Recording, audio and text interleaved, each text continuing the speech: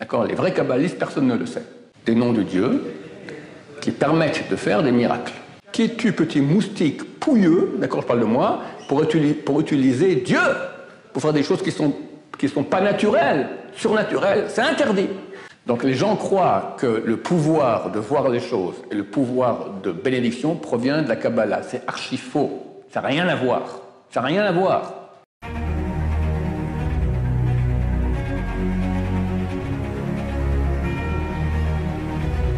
Ce jour est dédié pour l'élévation de l'âme de Germaine Rachel Batsara de mémoire bénie.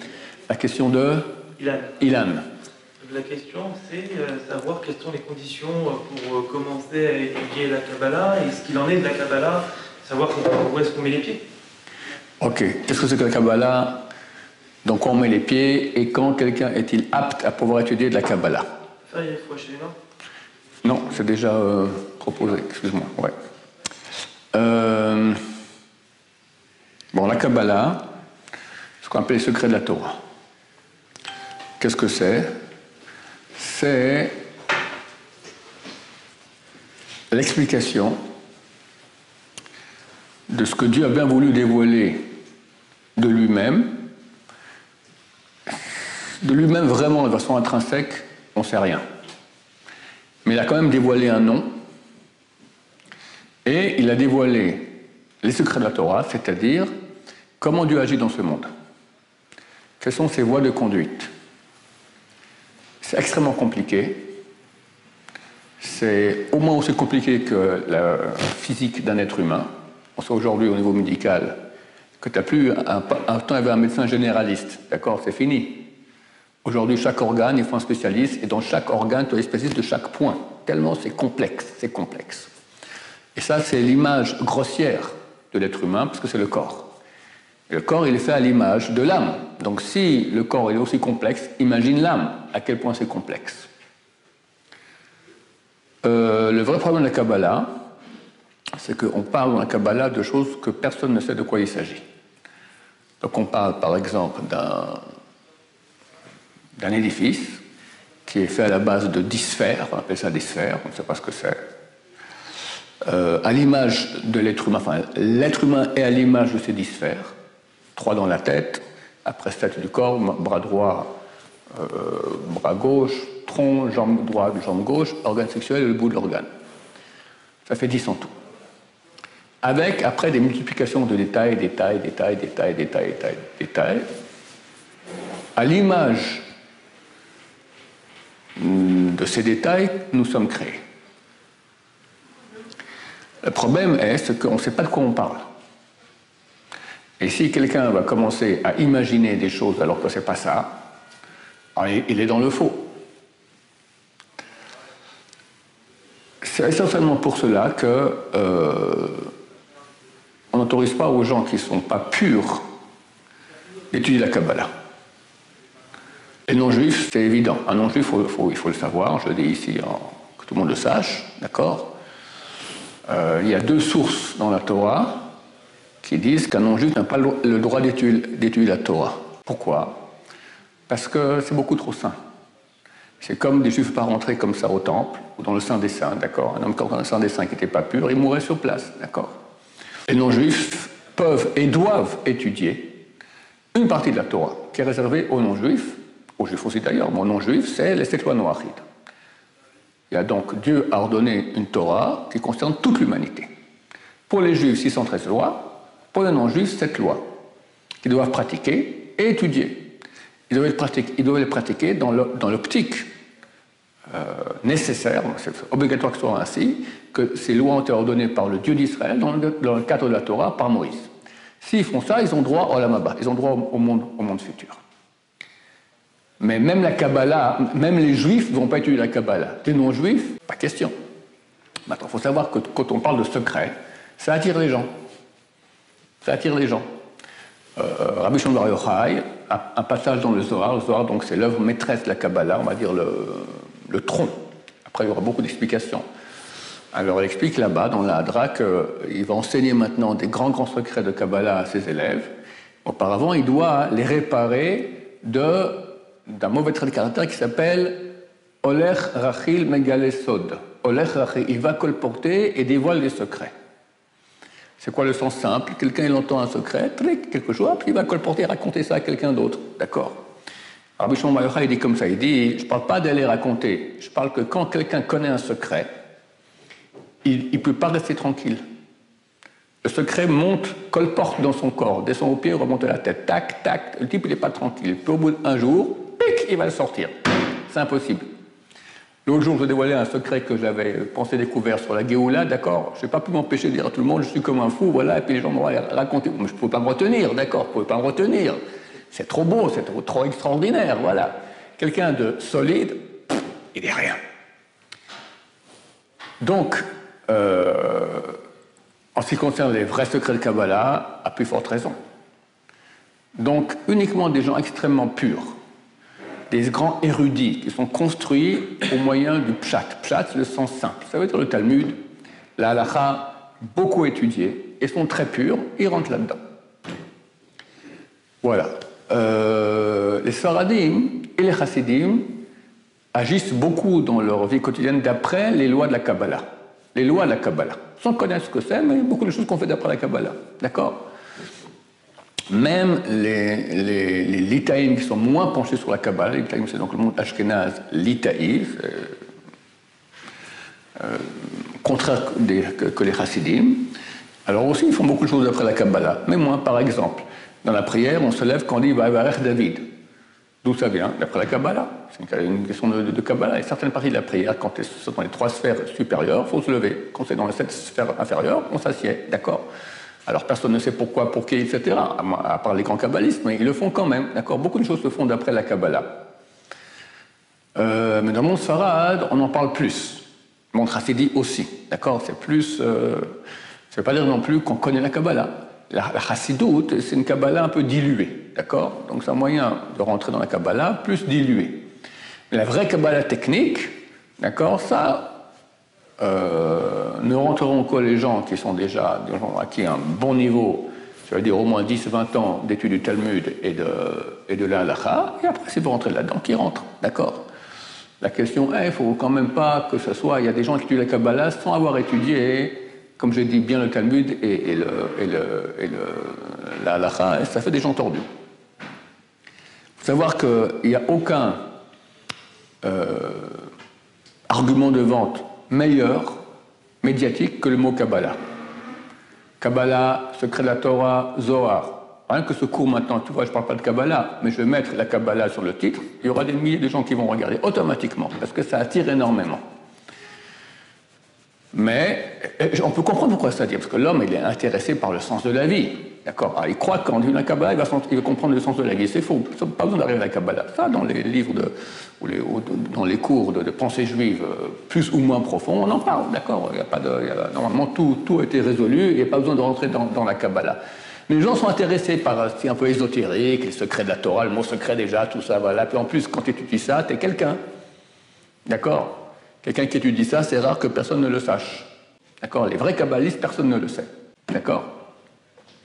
Rabbi Yehuda Halev racontait son père, c'est un très grand kabbaliste. Alors, il y avait des livres de Kabbalah à la maison. Jamais son fils, qui est un grand aujourd'hui, il a 80 ans, au moins, d'accord? Son fils a dit sur son père qu'il a vu étudier la Kabbalah. Alors, il a demandé pourquoi on a ces livres à la maison. On dit non, c'est bien, c'est des livres saints, c'est bien d'avoir ça dans la maison, ça protège, d'accord? Mais c'est un très grand kabbaliste, même son fils ne savait pas. Ceux qui vont et qui disent je suis kabbaliste, d'accord, d'habitude c'est pour d'argent. Du kavod, beaucoup de kavod. Alors je ne veux pas tous les pauvres, je ne critique pas tous les. Il y a des vrais bons kabbalistes reconnus en tant que kabbalistes, oui, c'est clair. Mais beaucoup, surtout en France. Pourquoi? Parce qu'en France, il y a beaucoup de gens, il y a beaucoup de Sfarad d'abord. La communauté, la troisième plus grande communauté juive du monde, c'est les Français, essentiellement Sfarad, d'accord? Sfaradim aiment la Kabbalah. Ils ont une très grande foi dans les rabbanim, et le niveau Torah français, je vais le dire, il tend vers nul, d'accord? Il n'y a pas beaucoup de yeshivot, il n'y a pas beaucoup de Talmid Chachamim. Tu prends un pays comme l'Angleterre, où il y a beaucoup moins de juifs, il y a beaucoup plus de Torah, d'accord? En Amérique aussi, énormément, d'accord? En Israël aussi. En France, proportionnellement, il y a beaucoup moins de Torah. Mais il y a une foi aveugle dans les tzadikim. Alors quelqu'un mène là-bas, et se dit être kabbaliste, et combien j'en ai vu comme ça? Et c'est très facile, très très facile, d'accord? Comme je racontais dernièrement à quelqu'un, comment on fait pour être kabbaliste, d'accord? Rav Shaya met une là-bas, il dit qu'elle étudie chez Baba Salé, et hop, maintenant il voit une jeune fille de 25 ans qui vient. Ah là, je vois que vous n'êtes pas marié. Je vous fais une bénédiction, dans 3 mois vous êtes marié. Tov. En 1 mois, combien de bonnes femmes, de jeunes filles de ce genre il rencontre? Au moins une centaine, d'accord? Soixantaine, 25 ans, on a bien une qui va se marier dans les 3 mois, qui va rencontrer son fiancé. Les 99, il n'y a rien qui se passe. Rav Shaya fait une bracha, ok, bon, c'est pas le bon Dieu, il a fait une bracha, ça n'a pas marché, ça touche en rien son statut de kabbaliste.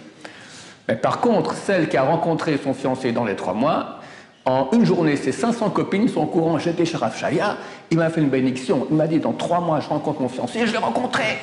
Le lendemain, tu as 5000 qui appellent le Rav Shaya, d'accord? Et sa réputation est faite. Pauvre type. D'accord? Faire attention, c'est un très grand piège. Maintenant, parlons un peu comment et les livres de Kabbalah, quels sont-ils? Oui. Une petite question, est-ce que quand on parle de Kabbalah, c'est la même chose que le Zohar? Alors, je vais expliquer exactement ça. Donc, la Kabbalah, ça inclut tous les secrets de la Torah. Alors, comment ça se goupille? Il y a des livres de base. On peut dire que le livre de base le plus important de la Kabbalah, c'est le Zohar, qu'on attribue à Rabbi Shimon Bar Yochai, écrit environ 1800 ans. Il y a un livre qui a été écrit bien avant, qu'on attribue à Avraham Avinu. Mais il n'est pas trop commenté dans le livre de Kabbalah. C'est Sefer Yetzira, le livre de la création. Quand dans le commerce, on peut acheter comme ça. Plus les livres sont anciens, plus ils sont fermés. Avraham Avinu, d'accord? Mais on lit là-bas, on ne comprend pas grand-chose. Le Zohar aussi. Le Zohar, on peut lire sans... Les gens croient qu'on ne peut pas lire le Zohar. Il n'y a aucun problème. Lis le Zohar. Il y a des passages super sympas. Des midrashim, des histoires, tout ça, il n'y a aucun problème. Et tout ce qui est Kabbalah, on ne comprend rien de toute façon. Alors c'est bien de lire, parce que c'est marqué que la Neshama, elle profite de cela. Pas beaucoup, hein. Il faut étudier la Gemara, et la Halakha, ça c'est essentiel. Maintenant, 5 minutes, 10 minutes par jour avant de dormir, c'est bien. Tu veux un peu étudier le Zohar, vas-y, d'accord. Ce que tu comprends, tu comprends. Tu as le droit de le comprendre. Tu ne comprends pas.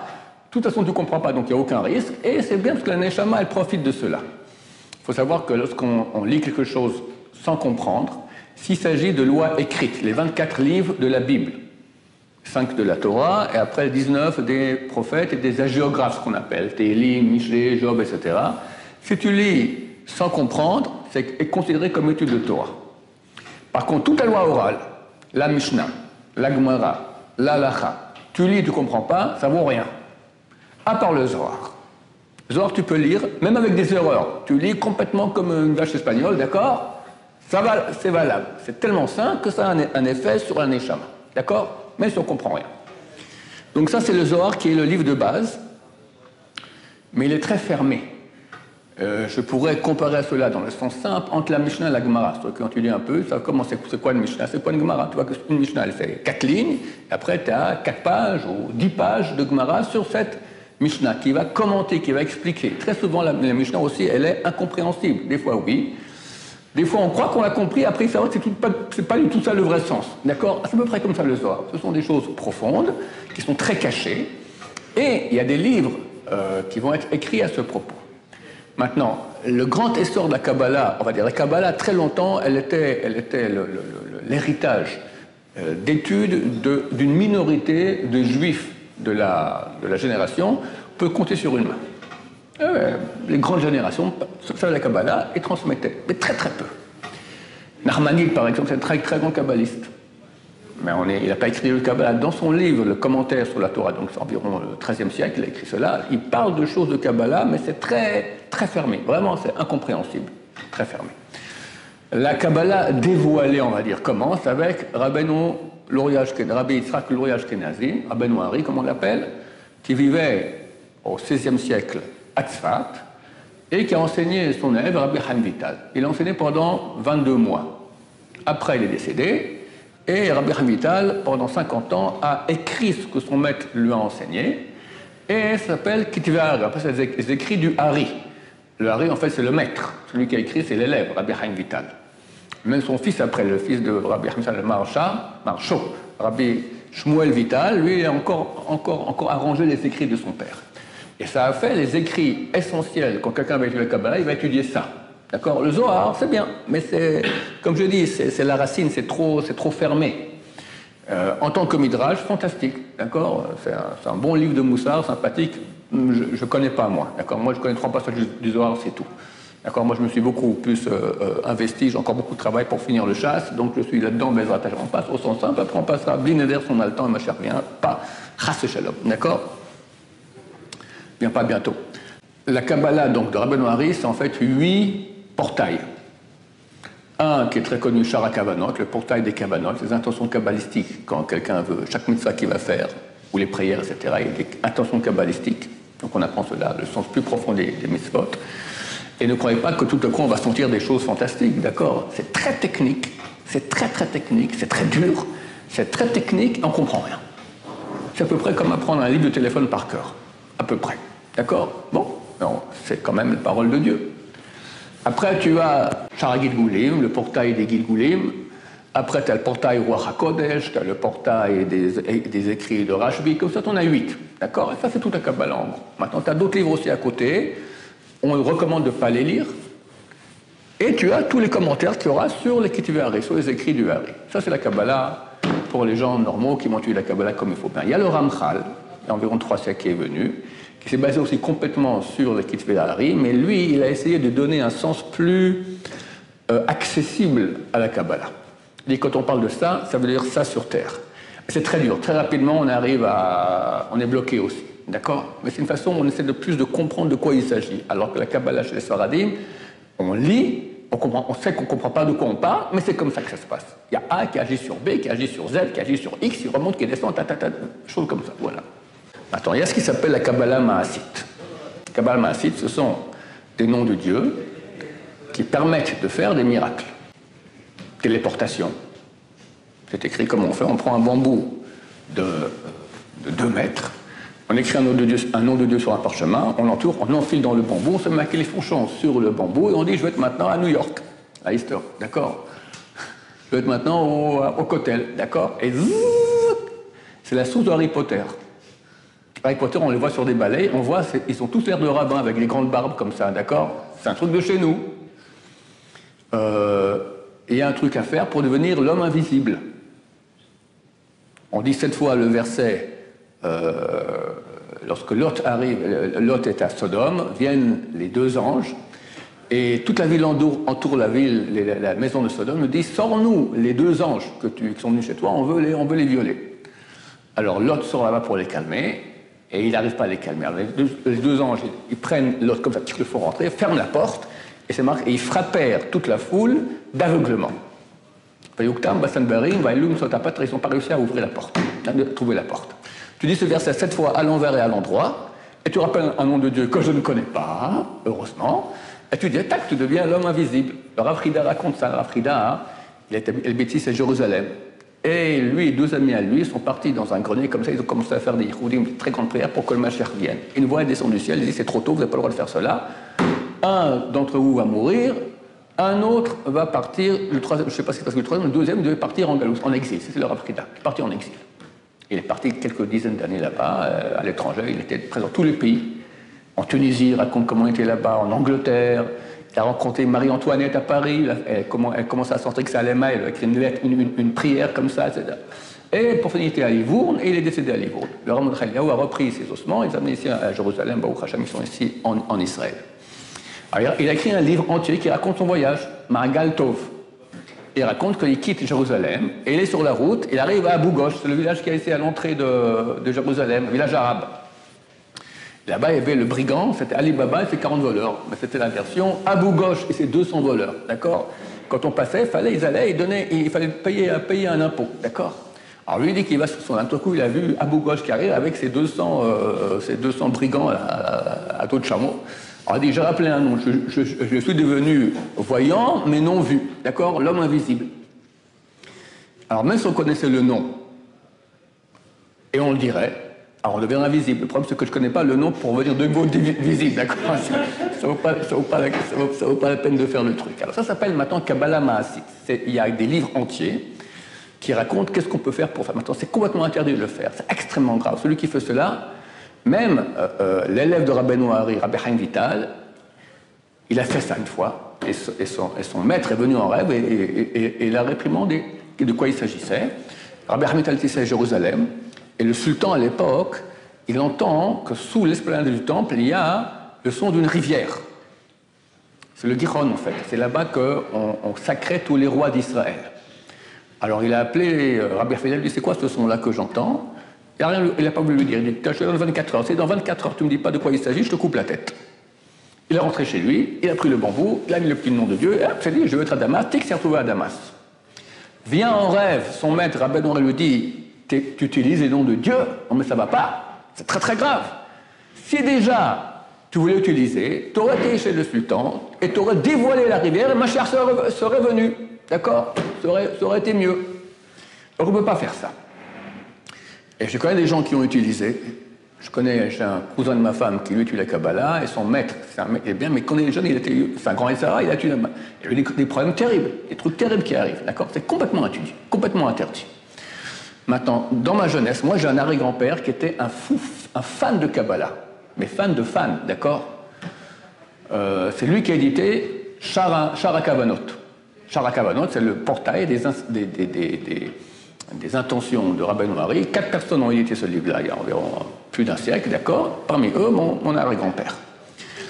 Et j'étais jeune, juste après l'armée, et mon oncle voulait que j'aille dans le boydem, dans le grenier de mon grand-père, chercher là-bas, il y avait un petit Sefer Torah. Vu que je sortais de l'armée, j'étais bon grand effort, il me dit, tu montes, d'accord, ok, je grimpe, je rentre là-bas, tout cas, je mange la fouille, tout que je vois une enveloppe noire. Vous savez, les papiers pour développer Kodak, d'accord? Un truc noir comme ça. C'est marqué dessus, Kabbalah Maasid Rabbi Chaim Vital. La Kabbalah, justement, avec tous les noms de Dieu, Rabbi Chaim Vital. Pour un Baal Tshuva comme moi, c'était de l'or, du diamant. Extraordinaire, à faire des miracles, on va s'amuser, etc. Alors, je suis en haut, je montre à mon oncle. Mon oncle est un type qui étudie à Ponovitch, d'accord? Il dit, c'est quoi ce truc-là? Il saute, c'est pas pour toi. Zip! Et de plus, ni vu ni connu, Baruch Hashem, d'accord? Ni vu ni connu, Baruch Hashem. Après quoi, il avait la plus grande bibliothèque du livre de Kabbalah, c'est cet arrière-grand-père, la plus grande bibliothèque du livre de Kabbalah. Et j'ai réussi à obtenir un des livres qui s'appelait Gora Lachol, le tirage au sort du sable, d'accord? C'est un truc, tu poses des questions, tac, ça répond à un truc. Il y avait un bouquin gros comme ça. C'est écrit dans une écriture qu'on appelle Chassid Kulmut, c'est l'écriture Sfarad, antique, moi je connais. Je ne connaissais pas. J'avais un voisin, je payais, et il m'a tout écrit. En fait, on arrive à la page, alors tous ces sont des explications sur le résultat de ce qu'il y a, mais il y a un tableau sur lequel tu fais. La page du tableau, elle a été enlevée. Et voilà. Donc tout traduit pour rien parce qu'on ne sait pas où se trouve cette page. Et Baruch Hashem. Donc il y a une tentation d'aller dans ces choses-là parce que ça attire quand on raconte des trucs comme ça. Les gens sont comme des fous. D'ailleurs, vous tous, vous souriez quand on entend ça. C'est pas pour nous. Très bientôt viendra Mashiach. Et là, on pourra utiliser. Si ça a été dévoilé, c'est bien pour qu'on l'utilise, et Dieu veut qu'on l'utilise. Ça permet de comprendre que lorsque tu utilises ça, tu utilises Dieu. Ce sont des noms de Dieu. Qui es-tu, petit moustique pouilleux, d'accord, je parle de moi, pour utiliser Dieu, pour faire des choses qui sont pas naturelles, surnaturelles, c'est interdit. Mais quand on verra l'époque messianique, et on sera tous purs à des degrés extraordinaires, beaucoup plus que les anges, alors, oui, Dieu veut cela, d'accord? Fini de prendre le bus ou l'avion. Tu prends ton bambou et hop, tu vas où tu veux. On passera dans les murs, on sera invisible, enfin, Hachem, tout ça, très très bientôt, merci Hachem. Alors, tu avais une question, oui? Oui, l'histoire du talisman. Vous savez, il y en a qui utilisent les talismans, tout ça. Est-ce que justement ça vient, enfin l'origine c'est la Kabbalah, tout ça? Bien sûr. La question là-dessus, est-ce qu'on n'est pas dans une forme presque de superstition? Non. Les talismans, c'est quelque chose qui existe et qui marche. Maintenant, il faut que ça soit fait par des gens qui s'y connaissent bien. C'est ça qui est plus dur à trouver. Et si d'accord? ça, c'est par exemple de Emouna, enfin, c'est permis. C'est permis. Regarde, il y a des gens qui sont allergiques à ça. Dans le monde ashkénaze, ils sont allergiques. Dans le monde plus farad et kabbalistique, oui, ça se fait. Moi, Baruch Hashem, jamais j'ai pris des talismans, d'accord? Mais c'est des choses qui se font. Donc, ils écrivent là-bas des noms d'anges. Et ça a un pouvoir. J'avais, c'est terrible, mon Chavruta, qui était mon Rav pendant 15 ans, il avait hérité d'une ceinture pour les femmes enceintes pour pas qu'elles fassent de fausses couches, avec des noms de Dieu comme ça. Elle était écrite par le Rav Chacham Yudaftaya, un des plus grands kabbalistes qu'il y a eu au début du siècle dernier, qui était un élève du Ben Ishraï. Une fois, elle a montré ça au Rav Kadouri, Rav Kook dit, ah, Tov, c'est bien, c'est bien. Il dit, moi, je ne peux pas écrire un truc pareil. Rav Kook dit, je ne peux pas écrire, parce que les noms d'anges qu'il fait agir, il semblerait que pas n'importe qui peut écrire le nom de n'importe quel ange. Donc il a dit, très bien, regarde, moi, je ne peux pas faire un truc pareil, c'est trop hard pour moi, mais je peux réécrire dessus sur ce qui a déjà été écrit. Alors il a repassé comme ça bien. J'avais un élève, sa femme m'a fait déjà, je crois, 2-3 fausses couches, elle est tombée enceinte. Alors je dis, moi, tu sais quoi, je demandais à mon ami de prêter la ceinture. Et je lui ai prêté la ceinture. Il me l'a ramené. Et je l'ai posé sur le porte-manteau, dans un plastique comme ça, le porte-manteau. Je viens venir le rechercher, disparu. Ça a pris quelques mois à dévoiler à mon pauvre ami qu'il avait compris au bout d'un moment que ça a été disparu. Voilà, terminé l'histoire de là. Pour dire qu'il y a des forces aussi négatives qui s'opposent à ça. De quel droit tu utilises, mais ça existe. C'est des choses qui marchent. C'est des choses qui marchent. Tout dépend qui a écrit, comment ça a été fait. Je répète, il y a beaucoup de faux kabbalistes sur le marché parce que être kabbaliste, c'est quelque chose qui amène beaucoup d'honneur et beaucoup d'argent. Tu n'as rien au monde qui amène autant d'argent et d'honneur que le mot kabbaliste. D'accord? Il y a des gens qui des fois m'écrivent, j'ai un problème, il me faut un kabbaliste. Pourquoi il faut un kabbaliste? Il ne faut pas un kabbaliste. Il faut quelqu'un qui a un pouvoir dans les bénédictions et quelqu'un aussi, ou quelqu'un qui a un don de voir les choses. Les grands, par exemple, Rabbi Snaba Shaul, d'accord? J'ai connu personne dans ce monde qui avait un pouvoir aussi grand dans les bénédictions. Disait un mot, ça se réalisait. Un mot. Quand il voulait bien le dire. Les gens qui peuvent, pas toujours ils veulent bénir. Parce que des fois ils s'arrangent pour ne pas bénir, d'accord? C'était pas un kabbaliste. Il a sûrement étudié la Kabbalah aussi. Mais je savais qu'il paye son argent à Kollel de kabbaliste pour dire, quand j'avais le Mabba, que j'ai au moins le mérite de la Kabbalah, que moi j'ai pas le temps d'étudier. Mais il n'est pas devenu grand grâce à la Kabbalah. Il est devenu grand grâce au fait qu'il a étudié le Pshat, la Gemara et la Halakha, beaucoup, fort, puissant. Tac, il a reçu. War HaKodesh. J'ai demandé une fois à Kodar de War HaKodesh, il m'a dit oui. Comment on fait pour le reciter? C'était à Pourim, on peut poser un peu des questions un peu plus délicates.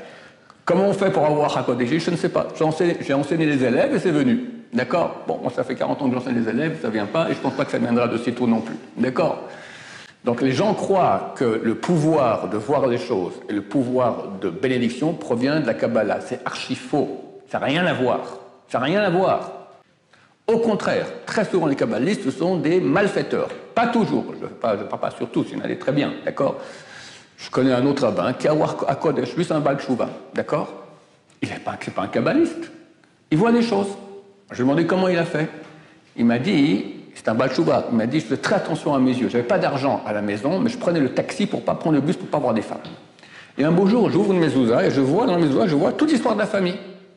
Alors j'ai eu peur. Je vais aller voir le Rav Eliashiv, grande génération, l'Itaï, d'accord, Ashkenaz, carré, pas du tout kabbaliste. Il a posé quelques questions. Parce que des fois, on a des pouvoirs qui proviennent du côté négatif. Il faut faire attention. Il y a eu un faux prophète qui s'appelait Shabtai, qui était un faux messie. Il faisait des miracles. Mais extraordinaire. Mais tout ça venait du côté négatif. À force, venait du côté négatif. D'accord? Je vous raconterai après quel miracle il a fait. Alors, il a eu peur. Tu vois, le Rav Eliashiv, je lui ai posé quelques questions. Il a dit non, ça vient du côté de la Kedusha. C'est bien, tu utilises ça pour faire du bien au peuple d'Israël. Beaucoup de gens m'écrivent d'ailleurs quand ils posent des questions. Tout ce qui est des envoûtements, transformement, lui, à distance, il voit où je raconte des choses perdues. D'accord? Beaucoup de choses perdues. Tu lui dis, ça se trouve où? Tout de suite, va chercher là-bas. Et c'est là-bas. D'accord? Il le voit à distance. C'est pas un kabbaliste. C'est pas d'accord, c'est un type normal, mais il a ce don parce qu'il s'est beaucoup travaillé pour la mitzvah de garder la sainteté de ses yeux, et il a eu ce don-là, d'accord? Quelqu'un qui fait attention à ses yeux, alors il reçoit des yeux spirituels, quelqu'un qu'on peut voir à des kilomètres. Il y a un rabbin qui était aveugle, le Maram Lublin, d'accord? Il voyait tout, d'accord? Parce qu'il était saint, d'accord? Donc pas confondre kabbaliste et pouvoir. Shabtai Tzvi, c'était un faux messie, et quand il s'est dévoilé, une grande partie du peuple juif a cru en lui, c'était le messie, et beaucoup de rabbins ont été contre. Il y avait un qui s'appelait le rabbin Shashportash, à Amsterdam. Et un Shabbat, Shabtai Tzvi est allé à Amsterdam, et Shabtai Tzvi prend tous ses adeptes, et il va rentrer dans la synagogue, il veut rentrer dans la synagogue du rabbin Shashportash, pour le montrer. Alors, il ferme la verrouillée. Ils arrivent, ils défoncent la porte, ce qu'on n'a pas le droit de faire pendant le Shabbat. Et Shabtai Tzvi dira au Shashportash, si je suis le vrai Messie, que viennent maintenant ton père et ta mère qui sont décédés, qui sortent de la tombe, qui rentrent maintenant et qui disent que je suis le vrai Messie. Qu'on voit un vieux pépé, une vieille mémé rentrer à la synagogue, le père et la mère dira au Shashportash, qui dit, c'est le Messie, Torah Emet, ça sera Emet, c'est la vérité. Hashportage, quel courage. Il dit, la Torah ordonne d'honorer son père et sa mère quand ils sont vivants, pas quand ils sont morts. Et il a pris sa canne, il donne un coup à son père, sur sa mère, les deux se transforment en chiens et partent en courant. Tu as vu les forces du mal, qu'est-ce qu'ils ont fait faire? Et c'est avec Chapelski pour que le peuple d'Israël croit en faux Messie. C'est terrible.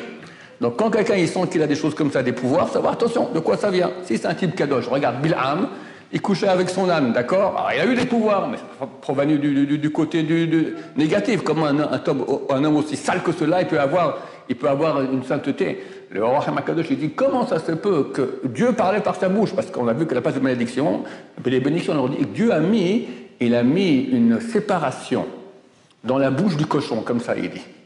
Qu'il y avait ses paroles à lui, puis une séparation, ça Dieu vient et parle par... Mais c'était pas collé à sa bouche. Parce que c'est impossible qu'une bouche de cochon puisse dire des bénédictions aussi belles et des prophéties de la fin des temps, comme il a fait Bilham. Donc faire attention à toutes ces choses qui sont des pouvoirs. Très souvent, ça vient du côté négatif, ou de gens qui sont avides d'argent en Afrique, beaucoup de gens m'écrivent, il y a des gourous, je sais pas, des gens d'accord qui se disent kabbalistes, machin, tout ça, même pas juifs. Et ils font croire à des tas de gens des choses complètement idiotes, fausses, comme quoi ils ont des pouvoirs, etc. C'est tout du côté négatif, c'est tout du mensonge. La vraie Kabbalah, elle est inconnue, elle est secrète, d'accord? Elle est enseignée dans quelques endroits ici à Jérusalem ou d'autres endroits en Israël, d'élèves, de profs à élèves, des gens qui sont saints, purs, et d'abord des grands érudits qui ont étudié pendant des dizaines d'années le sens saint pour après rentrer dans la Kabbalah et pas tomber dans le piège. Oui. Une question encore sur les talismans, là. Mais vous avez un petit peu répondu quelque part. Si par exemple vous me dites, oui voilà, il faut utiliser tel mot, tel nom d'Hachem, tout ça, que je le mets sur un bout de papier, toi, qui ne connaît rien, jamais de la vie. Ça marche pas. En aucun cas. Les gens qui sont... Non, jamais de la vie, bien sûr. On n'a pas le droit de mettre utiliser des noms de Dieu et de mettre des noms de... Jamais de la vie, d'accord. Non mais les gens qui font ça, c'est-à-dire c'est obligatoirement... Non, si c'est des vrais... Le commun du mortel qui peut se dire... Non, c'est des vrais kabbalistes qui ont reçu de grands rabbinim, qui ont reçu... non, c'est vraiment c'est pas le commun des mortels, ni le commun des rabbins. Il y a des rabbins peut-être qui se la jouent comme ça, mais il y en a quelques-uns qui sont sérieux, c'est certain, et ça aide. C'est pas... Le talisman, c'est pas abracadabra, d'accord? Ça aide. Ça aide moins qu'une prière. Mais ça aide. Baruch Adonai, l'olam, amen, amen.